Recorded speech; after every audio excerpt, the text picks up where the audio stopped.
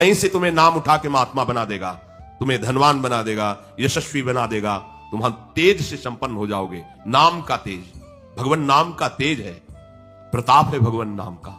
एक बार नाम आप बसा के तो देखो हृदय में, जोर से आलाप लोगे नाम का, प्रकृति का परिवर्तन हो जाए। अरे स्वामी का नाम है, सुमीर पवन सुत पावन नामू अपने बस कर राखे। जपहि नाम जन आरत भारी, मिटहि कुसंकट होय सुखारी। इदम ही पुंसस तपसा श्रुतस्य वा, स्विष्टस्य सूक्तस्य च बुद्धि दत्तयोः। अविच्युतोऽर्थः कविभिर निरूपितो, यदुत्तम श्लोक गुणानुवर्णनम।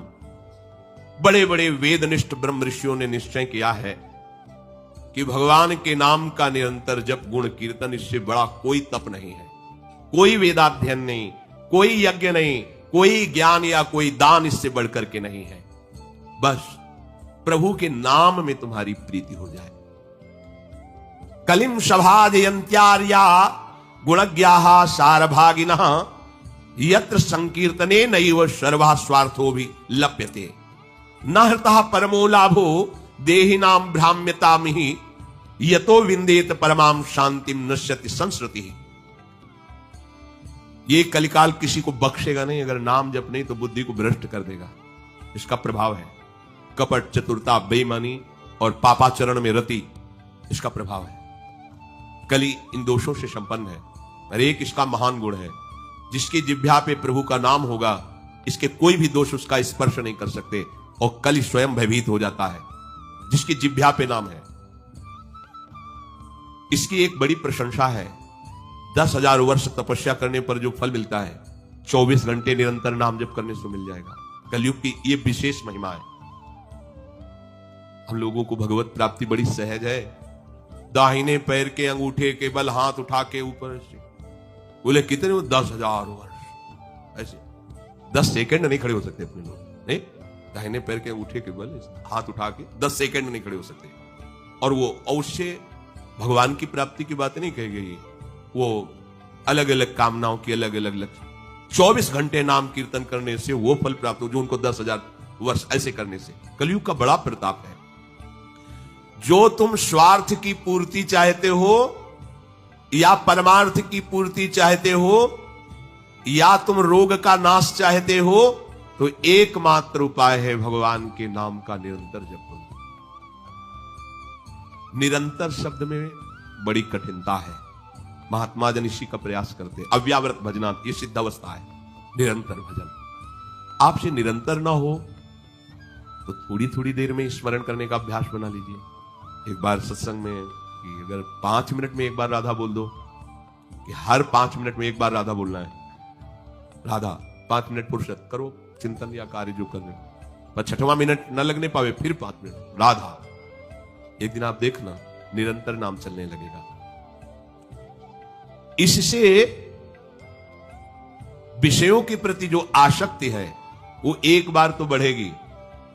होम्योपैथिक दवा जैसे रोग एक बार उभरेगा, आपको लगे वो बढ़ती नहीं है, अंदर छुपी हुई निकलती। ध्यान से सुनोगे तो प्रश्न खत्म हो जाएंगे।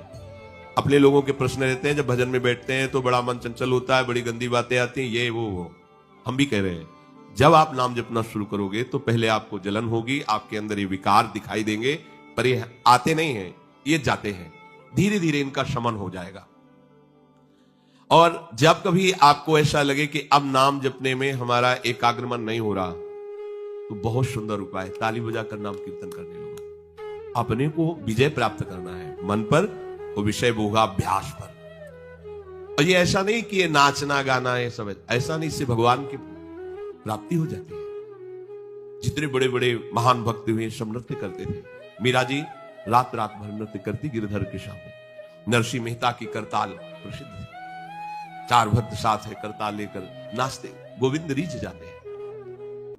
जहां कहीं 4 भक्त मिलकर कीर्तन करते होते हैं, नृत्य करते होते हैं, उन्हीं के बीच में गोविंद भी नाचते होते हैं। हमारी अभी दृष्टि मायाकृति, इसलिए हम देख नहीं पा रहे।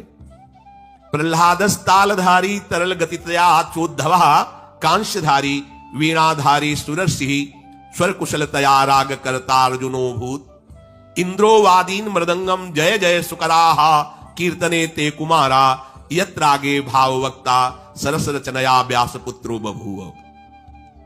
एक बार इन बड़े भक्तों का मिलन हुआ। श्री प्रहलाद जी, उद्धव जी, नारद जी, सनक सनंदन जी, सुखदेव जी आदि। अब इतने बड़े महापुरुष एकत्रित हुए तो बोले भगवान को बुलाया जाए प्रगट में। बोले एक ही उपाय है, मद भक्ता यत्र गायंती तत्तिष्ठाम। नारदा नारद जी ने कहा भगवान वहीं आ जाते। तो श्री प्रहलाद जी ने ताल देना प्रारंभ किया। ये भगवान को बहुत प्रिय है।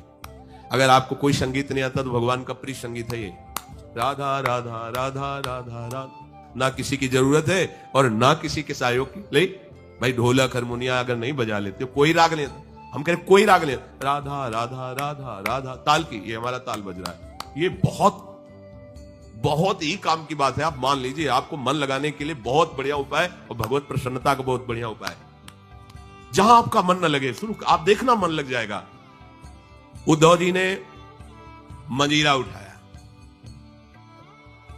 अब मंजीरा सब कोई न बजा पाए तो ऐसे ही उसको करते हैं, राधा राधा राधा जय जय राधा वल्लभ श्री हरिवंश राधा वल्लभ से वो आ जाएगा बजाना। हम ये देख रहे हैं कि प्रभु समस्त कलाओं से युक्त है और आप उनका गुणगान करो तो सीख जाएंगे। इतनी बड़ी बच्ची है, स्कूल ही नहीं गई, पूरी चतुरासी जी कंठस्थ सुधा निधि। आश्चर्य है, सुधा निधि के श्लोक बोलने में व्याकरण पढ़े हुए भी लड़खड़ा जाएंगे और ककहरा नहीं पढ़े, गई नहीं स्कूल। ये सर्वाश्चर्य में सकल विद्या विदित रहस्य श्री हरिवंश सहित। हमारी स्वामिनी सकल विद्या विदित है, आश्रय निर्मल हृदय ने लिया, वाणी प्रकाशित है। श्री चतुरासी जी कंठ, हम तो आश्चर्य पर सर्वाश्चर्य में स्वामिनी जो, इसलिए क्या नहीं आपको ज्ञान हो जाएगा। आपको क्या पता नहीं चल जाएगा, जब प्रभु का पता चल गया तो सब उन्हीं में समाये हुए सब ज्ञान आ जाएंगे। श्री उद्धव जी ने मंजीरा उठाया और नारद जी का प्रसिद्ध वाद्य यंत्र तो वीणा जी है ही, और अर्जुन जी राग आलापने लगे। इंद्र ने मृदंग बजाना शुरू किया।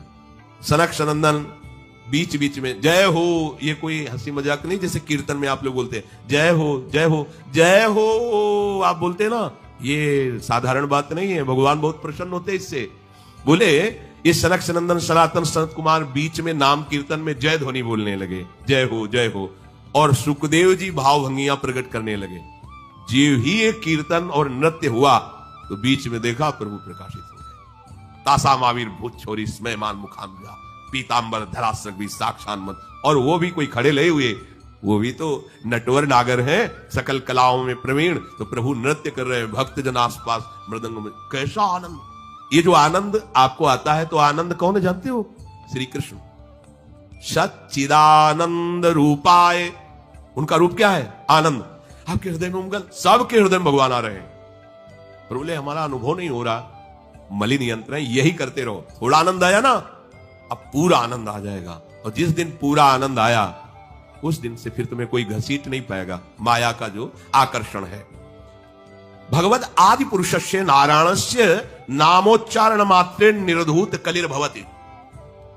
जो प्रभु श्री हरि का नाम उच्चारण मात्र करता रहता है, कोई भी कलयुग का दोष उसके अंदर। कलयुग बड़ा सूक्ष्म विषय है। देखो, गर्भ में ही जिनको भगवान का साक्षात्कार हो गया था, वो परीक्षित महाराज, देखा कि एक जो शूद्रवत आचरण करने वाला पैर से मार रहा है, डंडों से मार रहा है, पैर बीच बीच में लात। ये ध्यान रखो, किसी को भी पैर से कभी, सब में श्री भगवान है, कभी ऐसा दंड विधान किसी के लिए हो जैसा, पर ऐसे सहज में किसी को अपने पैर न लगे। अपने लोगों का परमार्थ है ना, कोई अगर लेटा हुआ है तो उसे नांगने की जरूरत नहीं, घूम के भले चले जाओ, उससे प्रार्थना करो कि आप पैर हटा लीजिए। ये ऐसे किसी को नांगना, किसी के पैर मारना, ये सब गंदे आचरणों में आता है। भक्तों के द्वारा ऐसा नहीं होता। हमें तो आश्चर्य हुआ, पूज्य श्री चंद्रशेखर बाबा के एक जो अंग सेवी थे, उन्होंने बताया कि बाबा का श्री चरण एक बार हमारी पादुका को छू गया, तो बाबा पादुका को ऐसे छू के ऐसे, हम कहा, अरे बाबा हम मर गए, ये क्या हमारी पादुका? बोले अब तुम थोड़ी हो, तुम तो हरि के शरणागत वैष्णव हो गए। अब वैष्णव की पादुका पूज्य होती है, उसमें पैर कैसे? बाबा के शिष्य हैं और बाबा उनकी पादुका को, ये है भाव, वैष्णव भाव, ये भगवत भाव। हम गुरु हैं, चेले का तो ऐसा नहीं, पूज्य हो गया, वो भगवान का दास हो गया। हम तो पोस्टमैन हैं, हमें जो मिला वो इधर दे दिया, लेकिन वो वही है, उसको उसी भाव से देखे कि भगवान का निज जन, भगवान का भक्त है। लात से मार रहा था, डंडों से मार रहा था। उनका रुक जा, हमारे राज्य में कोई हमारे ऐसे धर्मयुक्त पशुओं को दंड दे और मेरा भय ना हो, ऐसा कौन पैदा हो गया।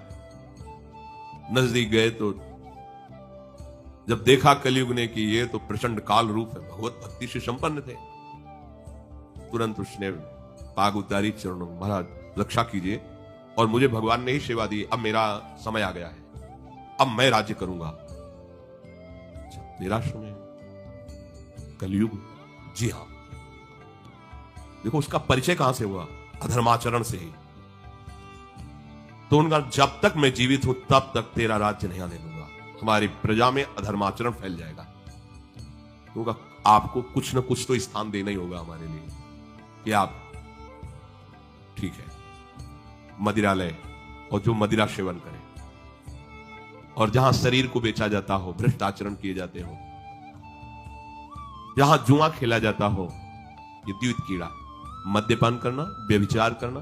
व्यभिचार उसे ही कहते हैं जो धर्म से रहित काम संभोग होता है, जो अपनी एक पत्नी व्रत रहकर भगवान की भावना से संतानोत्पत्ति की क्रिया, वो उसे व्यभिचार नहीं कहते, वो दोषयुक्त नहीं, गृहस्थ धर्म के अंतर्गत है। लेकिन जो अन्य ऐसी भावना कलयुग को आदेश दिया कि आप रह सकते हो, उसको जो मदिरा पीता है, जो भ्रष्टाचरण करता है और जो मांस खाता है और जो देव कीड़ा करता है, आप क्योंकि वहां कोई ऐसा करता ही नहीं था, यहां रह सकते हो। तो महाराज आपने सब गंदे गंदे स्थान तो दे दिए, थोड़ा तो सांस लेने की जगह दो। तो उनका ठीक है, अधर्म से कमाया हुआ स्वर्ण पुष्पक मारा, वो खुश हो गया, हाँ हाँ ठीक है महाराज, आपकी आज्ञा के विरुद्ध बिल्कुल नहीं चलूंगा, चले आए। जरासंध का जब वध हुआ था तो उसका मुकुट जो था उसको ले, विजय में जिसकी विजय, तो भीम ने ही तो भगवान की प्रेरणा से, तो अब ये उन्हीं के तो वंश में है ना। ऐसे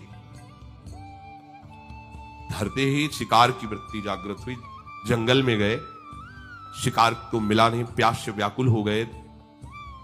एक महात्मा समाधि में बैठे हुए थे, उनके आश्रम में प्रवेश किया।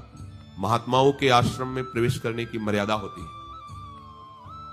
पाग, अस्त्र शस्त्र, अपना पद का भाव ये बाहर ही रख देना चाहिए, क्योंकि यहां सर्व लोक महेश्वर भगवान के चिंतन में लगे हुए हैं और विश्वास रखे कभी अमंगल नहीं हो सकता। तुम्हारे अंग रक्षक तुम्हारी रक्षा नहीं कर सकते जैसा भगवान नाम रक्षा करता है। तो भगवान नाम का वहां सुरक्षा कवच होता है जहां भगवत प्रेमी महात्मा होते हैं, इसलिए बहुत जगह शास्त्रों में पाया गया है। जैसे कर्ण ऋषि के आश्रम में दुष्यंत जी तो अंग रक्षकों को बाहर ही छोड़कर अपना राजमुकुट और चरण पादुका उतार करके बड़ी दैन्यता से, ऐसे कई जगह महात्माओं के, पर आज ही भूल गए। ऐसे आश्रम में प्रवेश किए, घोड़े से उतरे, कोई है, प्यास लगी है। तो ये मर्यादा है कि यदि राजा पधारे तो खड़े होकर उसका स्वागत किया जाता है, क्योंकि हम राजा के राज्य में रहकर भजन करते हैं। वो राजा